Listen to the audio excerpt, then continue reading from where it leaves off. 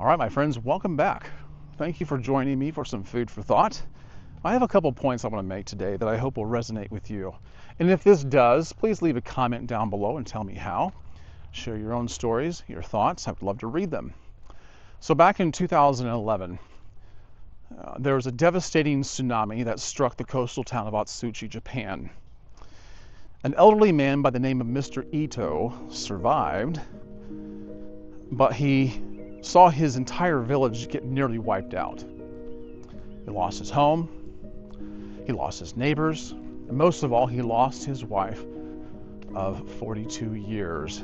Very sad. When rescue teams found him, he was sitting in the rubble, cradling a battered teapot. They asked him if they could help him. He politely declined, and he said, "I'm just waiting for the water to boil." He later on explained that for over 4 decades, he and his wife would share a cup of green tea every morning before they did anything else. And even though he had lost her, and lost his home and everything else, he was determined to keep that ritual. He said, "If I don't make tea, then I have truly lost everything." The image of Mr. Ito, determined to steep one last cup of tea, reminds us that when life is unrecognizable, we can still choose to honor what matters most. I believe it's the small acts like this that makes us human, or at least keeps us human. Do you have rituals, daily rituals, that you keep that mean something to you? You might say to yourself, "Well, Greg, I have routines. You know, there are things I do every day. I do them the same way, I do them in the same order, but routines are not the same as rituals." Routines simply provide structure, predictability, and normalcy, but they're not really packed with a whole lot of meaning.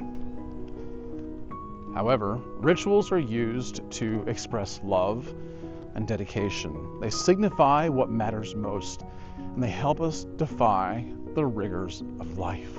Before my wife and I had kids, when we had a little more time to ourselves, her and I would play card games every single night. It seemed like we did that forever, and I loved it. And it really wasn't about the card game itself, it was just about spending time with her.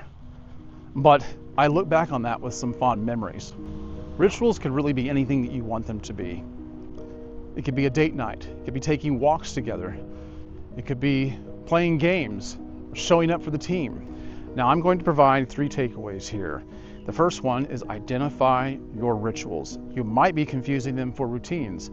Learn how to know the difference. Number 2 is let your thoughts dwell on them.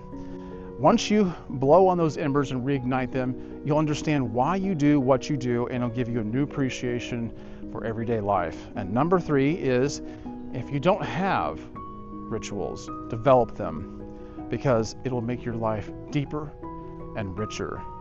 It'll give you something to look back on when everything is lost. You're going to need that, because devastation and loss is a part of life, and we need to remain human, don't we? All right, guys, I hope you've enjoyed this. Like I said, leave your comments down below and share this with others. All right, I'll catch you on the next one. In the meantime, be wise.